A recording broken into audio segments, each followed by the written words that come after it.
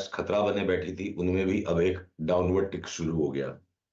तो global markets को अगर हम देखें तो यहां तेजी का मन करेगा। पर जब हम मैं निफ्टी और बैंक निफ्टी की चार्ट्स को देखता हूं और खासकर इंट्राडे स्ट्रक्चर्स को, तो फिलहाल इंडाइसेस को बहुत बड़ा कॉन्फिडेंस मुझे नहीं दे रही हैं कि कोई बहुत बड़ी मूव हो जाएगी। बट उन्हीं के बीच में अगर मैं स्टॉक्स पे इंडिविजुअली जाके देखता हूं तो इंडिसेस को एक बार, आज की मेरी वार्ता का सारांश ये है कि एक बार निफ्टी बैंक निफ्टी को लेके ऑब्सेस्ड ना हो। इंडिविजुअल स्टॉक्स में अभी भी लेके बेचने की कोशिश करने में पैसा बनाना ज्यादा आसान है। वो शॉर्ट वॉट करके अपोलो हॉस्पिटल शॉर्ट कर दिया, नया ही आ गया, भारती शॉर्ट कर दिया, नया ही आ गया, बीपीसीएल शॉर्ट कर दिया, नया ही आ गया। भले ये स्ट्रक्चरली चार्ट्स आगे कमजोर है, पर शॉर्ट सेलिंग करके कोई भी स्टॉक्स में पैसे बनाने की कोशिश करने में बहुत ज्यादा बारीक काम करना पड़ेगा। तो जो सरल पैसा है वो अभी भी लॉन्ग्स में है। तो आप देखो, अडानी इंटरप्राइज मुझे लगता है अभी भी यहां से 200-250 रुपए और बढ़ जाने की जगह है। अगर पीसीआर मेरा चार्ट दिखा पा रहा है तो सैटरडे की ट्रेडिंग में अडानी ने स्ट्रेट फॉरवर्ड ये रिवर्सल मूव दे दिया और यहां से अब एक बार 3340-50 में कहूंगा, मौके पे ये 3500 भी हो गया था, मुझे बड़ी बात नहीं लगती है। विडंबना एक और है, जब अडानी बहुत जोर से चलता है, साथ में इसके अडानी पोर्ट्स भी है इंडेक्स पे, वो भी चल रहा है, तो कहीं ना कहीं डैमेज आएगी। तो वो आईटी के स्टॉक्स में आएगी। अब बैंक्स के अंदर में मैं देखूं तो एचडीएफसी बैंक ने जो त्राहिमाम मचवा रखा है वो आज भी थोड़ा नरम है। पर कोटक महिंद्रा के औसत रिजल्ट्स पे भी कोटक महिंद्रा ने टेक्निकली बड़ा रिवर्सल और अप मूव दे दिया। तो इतना एक ही दिन में सैटरडे में मूव होने के बाद आज कंसोलिडेट कर रहा है, यहाँ से 50-60 बढ़ जाएगा। आईसीआईसीआई बैंक अभी भी यहाँ से 70-80 रुपए बढ़ते लग रहा है। तो आपके सीमेंट के स्टॉक्स में अब डालमिया भारत में एक नया हमारा बाई ट्रेड आ सकता है। पर अक्रॉस द बोर्ड अगर कहीं तेजी के रंगढंग जो हैं, वो हमारी पिछली बार में जो बात हुई थी कि केमिकल स्टॉक्स में, उसमें भी बहुत सारे पूल्स हैं, डिलीवरी का सौदा करने वाले के पैसे बनेंगे ज्यादा। तो उस लिस्ट में मेरे पास फाइन ऑर्गेनिक्स है, उस लिस्ट के ऊपर हम अल्काइल अमाइंस, बालाजी अमाइंस को रखेंगे, उस लिस्ट पर हम अनुरस को भी रखेंगे। तो ये 4-5 केमिकल्स के स्टॉक्स है जिनको लेके मुझे लगता है अगले एक महीने में अच्छा पैसा बन सकता है। ओके। अच्छा सुशील जी, आज थोड़ा मुझे बताने, आपने न्यूज फ्लो पढ़ा है या नहीं पढ़ा है? अभी जी में इस समय एक लोअर सर्किट लगा हुआ है। जी में अब आप क्या व्यू रखेंगे? क्या वो व्यू नलिफाई होगा या फिर लोअर लेवल पे और अगर नीचे गिरता है तो मौका मिलेगा? क्या व्यू होगा यहाँ पर? देखिए, अगर ये चार्ट आपके सामने मेरी अगर खुली हुई है तो अब कोई फंसा हुआ है तो उसको तो वास्तव में चिंता की बात होगी कि नॉर्मल रेंजेस से इस तरह का ये क्रैकडाउन आ गया। पर मैं अगर स्ट्रक्चरली चार्ट को देखूं, ये जो राइज आया था, इस राइज का सिर्फ एक करेक्शन चल रहा है। तो अब ये 172 तक का डबल बॉटम बनाएगा या उसके पहले घूम जाएगा। तो जो अपनी क्वांटिटी को ठीक रख के चलते, और अनुज अगर आज चारों तरफ राम जी की लहर है तो मैं एक बात को छोटी सी कहना चाहूंगा जो सब ट्रेडर्स और इन्वेस्टर्स के लिए जीवन भर काम आएगी। हम सारे समय ज्ञान को लेकर के विचलित रहते हैं, और क्या नया पता कर ले, और क्या एक्सपर्ट का ओपिनियन ले ले, और कौन सी नई थ्योरी सीख ले।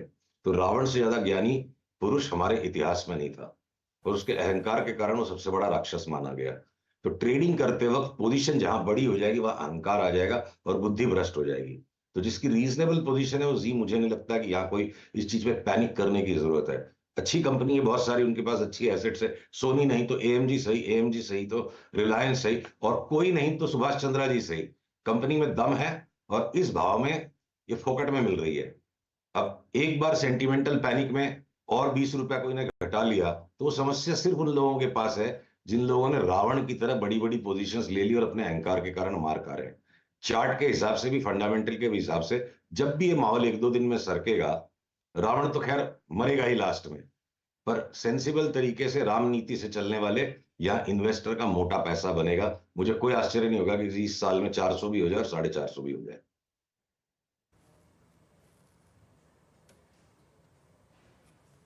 ओके सुशील जी, इस वक्त जो इस पूरी प्रॉब्लम का सेंटर पॉइंट है एचडीएफसी बैंक, इस पर आपका व्यू क्या है इस वक्त? अब 1450 तो लगेगी आज स्क्रीन पे। ये जो ब्रेकडाउन पिछले 4 सेशन में 5 सेशन में हुआ है, ये इसे कहाँ तक ले जाने की गुंजाइश रखता है? एक बार तो ये बहुत भयंकर ओवरसोल्ड है। इस चार्ट को देखिए आप, चाहे डेली चार्ट पे ये आरएसआई जो इसका 22 का हो गया, जैसे कि ये एचडीएफसी बैंक ना हुआ है कोई जेड ग्रुप का स्टॉक हो गया, मतलब पीट के रख दिया है। आवरली चार्ट पे आप देखो मोमेंटम घट नहीं रहा है, बढ़ रहा है, मतलब स्टॉक की गिरने की रफ्तार बहुत कम हो गई है। तो मैं यहां से शॉर्ट सेल कर दो, इस तरह की सलाह तो किसी को दे ही नहीं सकता। वो सारे चले गए मौके, अभी एक्सट्रीमली ओवरसोल्ड है।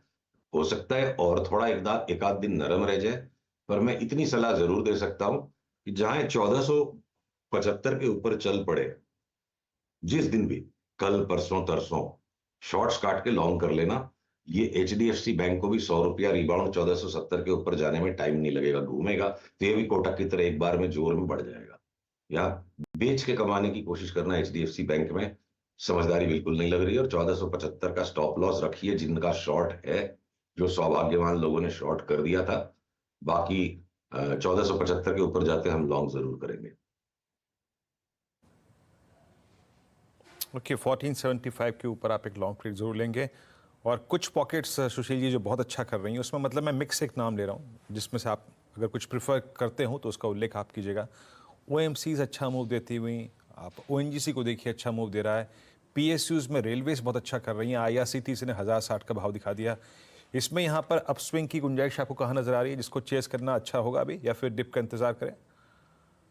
अब आप देखो आईआरसीटीसी की तो जो चार्ट मुझे यहाँ दिख रही है, वो लास्ट 1 घंटे में 1040 वाला 980 हो गया। तो ये सारे एक्सट्रीमली ओवरबॉट नेम्स हैं।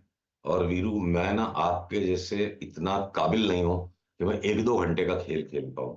मुझे कम से कम 3-4 दिन की चाल मिलनी चाहिए, और वो 1-1 घंटे में पलट जाऊं, इतना मैं अभी तक स्थित प्रज्ञ हो नहीं पाया हूं। तो ये मेरे बस के बाहर के स्टॉक्स हैं। और इनके अंदर जब भी हमको प्रॉपर सेल सिग्नल मिलेगा, हम 10-15-20% इनको बेच के कमाने के इंतजार में रहेंगे, लेंगे बिल्कुल भी नहीं। और मैं ये नहीं कह रहा कि वो अभी का भी हो जाएगा, अभी सिग्नल नहीं है, पर जब आएगा उस दिन हम बेचेंगे, लेना बिल्कुल नहीं है हमें। हाँ, ओके, शुक्रिया सुनील जी। बाकी बात यह है कि हमें खेल खेलना अलाउ ही नहीं है, तो हम खेल खेल ही नहीं सकते। जिस दिन नहीं, आप खेलेंगे एक ठीक से मेंटली खेलेंगे, कोई आपकी दिक्कत की फ्रीक्वेंसी बात जो है ना, आप घंटे 2 घंटे वाला नहीं। खैर, ले चलते हैं, लेते बहुत हो। बहुत शुक्रिया। नहीं नहीं नहीं, नहीं, नहीं, जिस दिन लेंगे उस ढंग से लेंगे, चिंता मत कीजिए, कोई दिक्कत की